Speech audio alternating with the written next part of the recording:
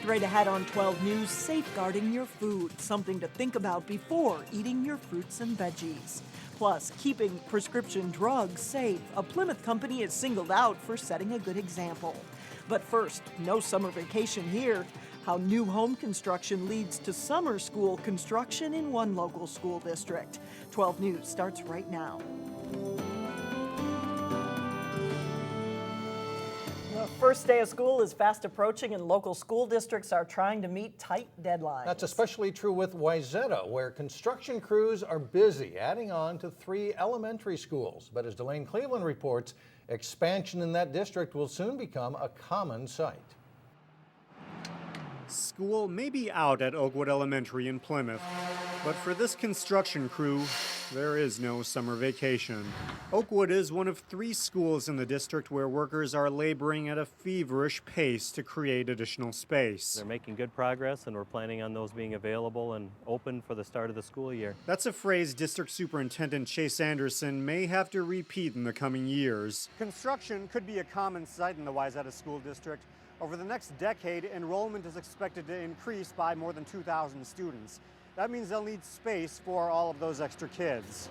A major reason for the projected enrollment growth stems from construction of new homes within the area. And that's going to have an impact, an accelerated impact on the number of elementary children that we're anticipating.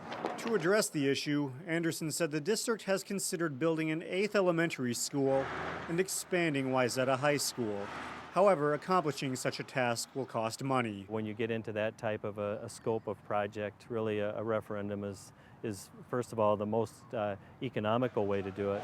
A referendum is merely a proposal at the moment that would ultimately be decided by the school board. But district officials are educating people about their long-term goals now to address their growing need. We see it as a wonderful opportunity and somewhat of an enviable position to be having so many new residents moving in and wanting to access our schools and our community. In Plymouth, Delane Cleveland, 12 News. The Wayzata superintendent will make his official recommendation to the school board next month about the district's long-term needs. A bond referendum would likely face voters in 2014. Speaking of construction, there will be plenty of it this weekend in the Northwest Metro. This will be the 4th and final weekend of lane closures on northbound Highway 169.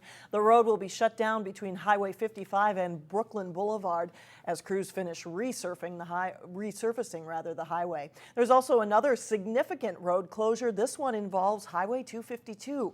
Not only will Highway 252 close at Interstate 694, westbound I-94 will close between 394 and 694, and westbound 694 will close at Highway 100. The closures are necessary as crews replace the Highway 252 bridge decks.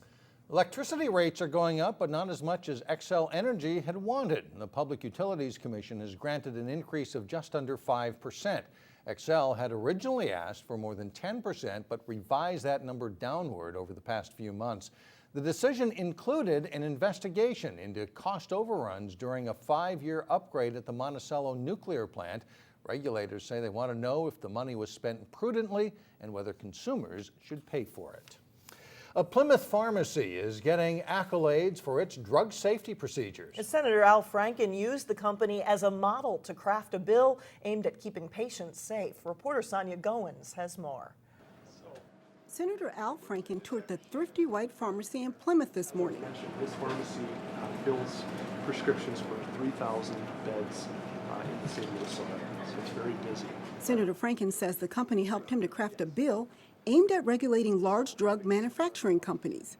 Franken wants the FDA to better check companies that ship large amounts of drugs out of state. What's caught up in this regulation for the FDA is someone who's preparing compounds that are supposed to be that are sterile, someone who is doing it without a prescription or before there is a prescription, and someone is shipping to another state. Companies like Thrifty White wouldn't fall under this category because they don't produce drugs in large volumes. Everything that we prepare is based on receiving a prescription from the prescriber, and the product is prepared from that order for a specific patient.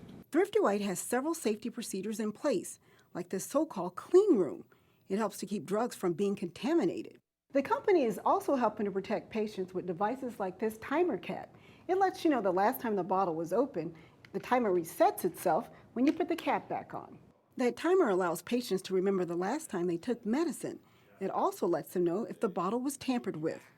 Thrifty White officials say their #1 priority is patient safety. We've been doing it for years, helping our patients by preparing something that is not commercially available. In Plymouth, Sonia Goins, 12 News. Senator Franken says he hopes the bill will prevent drug contamination like the case last year where more than 700 people were infected with meningitis due to contaminated steroids. Veteran Twin Cities newsman Don Shelby says he will not make a run for Congress after all. Shelby was considering a challenge to Republican Eric Paulson for the 3rd District congressional seat. That district represents the western suburbs. In an interview with the Min-Post, Shelby said after a lifetime career in journalism, he wasn't comfortable accepting a political party label. Well, coming up, something that could make us very sick. Bacteria can wreak havoc with our food. We'll have some tips on keeping fruits and vegetables clean. And later in sports, we'll meet the new activities director at Park Center High School as he gets ready for the fall sports season. But first, it's your AccuWeather forecast.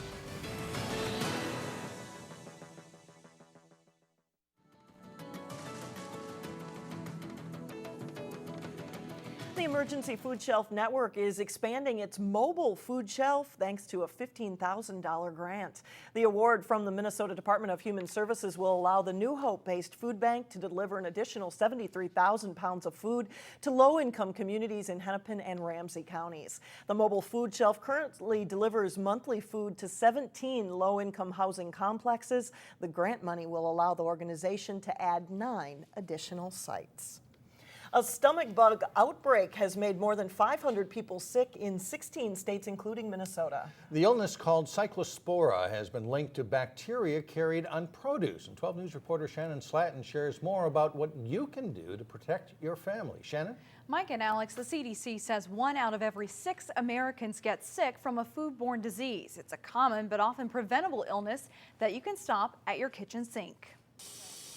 If we're going to eat something healthy, let's make sure it's totally healthy. Registered dietitian Karen Palmer says use common sense when cleaning your fruits and vegetables. We don't need to really use soap, or any special produce rinse. Just cool water is fine. When cleaning lettuce, remove outer leaves and rinse it. This has got damage. Make sure you spin or dry off leaves before storing in the fridge to lessen the chance of growing bacteria. So if you have a salad spinner, you can obviously pull this apart and add this to your salad spinner and basically spin all the water out. For produce with hard skin, like cucumbers or melons, use like a produce brush so that you can firmly scrub and get your dirt and any bacteria off. Scrub even if you intend to only eat the inside of the fruit. It's only to eat the inside of a cantaloupe, but as you're taking your knife through the skin, there's bacteria there. You want to make sure that you're not bringing that into the melon. Finally, berries. Wash right before you eat them and allow them to drip dry on a paper towel or in a colander, not in the plastic container you bought them in. We want to get the dirt and bacteria off it. So you want to make sure you drain them well, dry them off well before you add them to a fruit salad and put them in the refrigerator for that cookout 2 hours later so that they are as fresh as possible. You want to make sure that if something is bruised, that you cut part of that away. Karen Palmer also says be cautious with cutting boards, making sure you're not cross-contaminating food. But she says still the biggest mistake people make when it comes to produce is just not eating enough. Mike and Alex. All right, thank you. Coming up, a mother and son from Osseo team up to shine as a mother and son on stage. But first, in sports, we'll meet teenage twins who've traveled thousands of miles to play tennis in Golden Valley. John Jacobson has their story and more when we come back.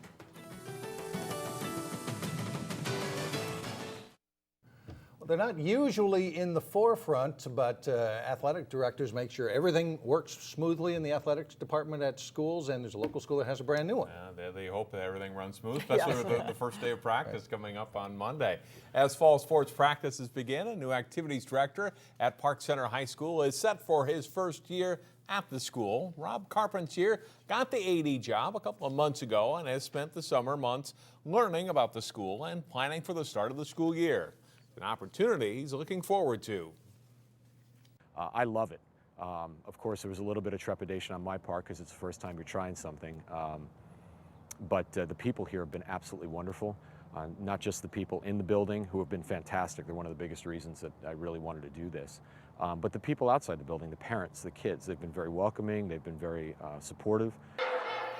As he prepares for Pirates fall sports, New Jersey native Carpentier starts his first year as an AD. He's been a teacher and coach for the past 20 years, including at St. Bernard's and Farmington, and last year taught at St. Louis Park. He's eager to help Pirates players have good experiences. So, we're here in the athletic department, all of us, whether it's myself or the coaches, to really serve the community, because this is all about the students. It's about their participation. Without them, obviously, we have nothing to do. Our role is gone. So I want to be very involved from the standpoint of what can I do to help all of you do your job better and make the experience for the kids that much more significant and positive. Fall sports practices for the Pirates and at all of Minnesota schools start Monday. Pro boxer and Osseo native Caleb Truax will be back in the ring on September 21st. Truax last fought in June on ESPN's Friday Night Fights. And he will face St. Paul boxer Cericio Ford, who holds a record of 17-1-1. The card is at the Minneapolis Convention Center. We'll have more on Truax as fight night approaches. Congratulations to Wayzata High School senior Sarah Burnham.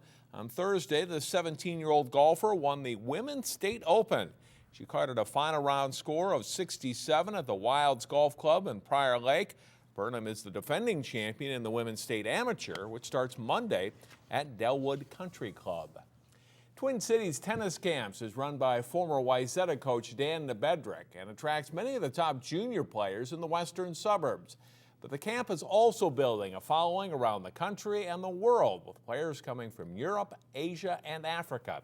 This includes a brother and sister from Egypt who returned to the camp this summer for a third straight year. Jason Malillo reports. Kenzie and Timur Yunus are 13-year-old twins, but their personalities and style on the tennis court are very different. Kenzie is a focused, I think almost like a scientist on the court. She'll take the information, she internalizes it, she works with it, and she'll get better, instantly. Timo is more, I think, of a learn by trial and error, an athletic guy that he receives information and just goes wild, and then slowly but surely it kind of sinks into what he's working on. Kenzie and Timur have come to Golden Valley from their home in Egypt for the past 3 summers. They live in Giza, a suburb of Cairo. Egypt is still reeling from nationwide protests that started in January 2011 and eventually ousted autocratic leader Hosni Mubarak. But political stability has been slow to come, and violent clashes on the street continue. It is kind of scary because there's a lot of violence back in Egypt, but things got to get ugly before they get, better. So I don't know, it's just everything's not really calm over there for now. A lot of political problems, but yeah, it's better than our previous president. It's a bit scary because of the protests, but I also think that it's good because we're taking baby steps and eventually we'll find a right president for us. Tennis provides an escape for Kenzie and Timur. They're on the court together every day, pushing each other to be better players. We like helping each other out, but sometimes while playing games, we like getting a bit competitive. He helps me focus too, because sometimes he sets examples for me on the court, and I learn from him too. Kenzie and Timur will go back to Egypt soon and get ready for the school year, but hopefully next summer they'll be back. Jason Malillo, 12 Sports. Giza has not been hit by the violence and unrest in other cities, so Kenzie and Timo's family is safe. The Twins will play in a tournament this weekend as a mixed doubles team. If you're wondering the Minnesota connection, their mom's from Minnesota, so they come back here and spend some vacation time. They'll head back to Egypt on August 30th. Really interesting story, and to hear their take. Yeah, thanks a lot, John. Still ahead, we are taking this show to the Fringe. Local actors get ready to take the stage at the Minnesota Fringe Festival. We'll preview 2 of the shows coming up next.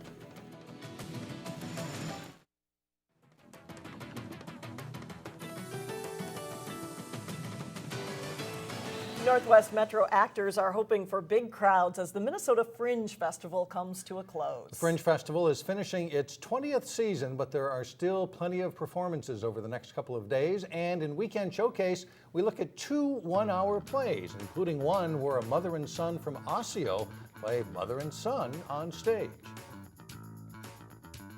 I hope you don't think we're all a bunch of kooks. It's a family affair as a son is about to get married, but when his brother has a vision of the bride being unfaithful, it puts the family at risk. Do you believe John can see the future? It's an original show called A Prophet New Inspired. It focuses on how families deal with their struggles. If you can see the humor, then you don't have to take the stress so seriously.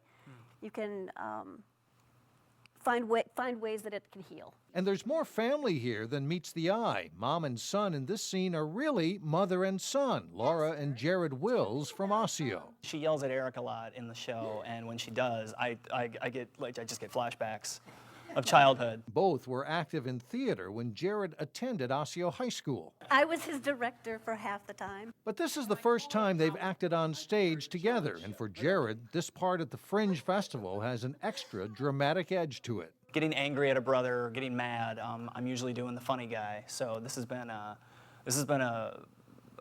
good experience for me to branch out a little bit. We will start recording in 3, 2.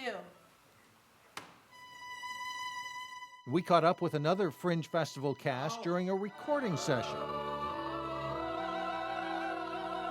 Sam Weisberg of Golden Valley is directing a musical version of Thornton Wilder's Pullman Car Hiawatha. It's a one-act play, very rarely produced, and so we thought, well, no one's doing this show, really, and so we should really set it to music. The hope is original music will modernize the show written in 1932. It all takes place on a train that's impacted by space and time. Now, we'll have the whole world at once, please. The whole solar system, please. The message here is to appreciate the little things in life. The music seems to win everyone over, even if you don't necessarily get what's going on with the plot. The Fringe Festival includes 16 theaters around the Twin Cities this weekend. You can check their website for locations and showtimes for Pullman Car Hiawatha and A Prophet New Inspired.